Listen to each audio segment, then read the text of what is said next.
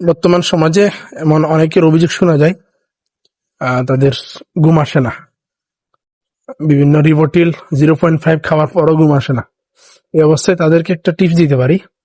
জুমার দিনে যখন খতিব সাহেবের আলোচনা শুরু হয়, ওনারা এক কাজ করতে পারেন, এখানে এসে মনোযোগ দিয়ে আলোচনা শুনতে পারেন। তো মনোযোগ দিয়ে যখন আলোচনা শুনতে যায়, তখনই শুরু হয় শয়তানের কারসাজি। শয়তান তখন তাকে ঘুম পাড়ানোর একটা আলাদা দায়িত্ব নিয়ে বসে থাকে। আপনি এখানে এসে ঘুমের একটা, আর যাই হোক, ফ্রিতে একটা হয়ে যাবেন, ঘুমের ব্যবস্থা হয়ে যাবে আপনার। এমন অনেক মুসল্লি রয়েছে যারা মসজিদে খতিব সাহেব যখন আলোচনা করেন, তখনই শুরু হয় ঘুমের একটা শোর।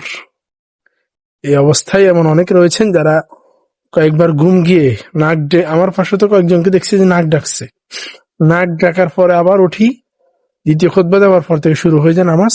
তো উনি আর অজু করার প্রয়োজন মনে করেন না, সাথে সাথে দাঁড়িয়ে যায় নামাজে।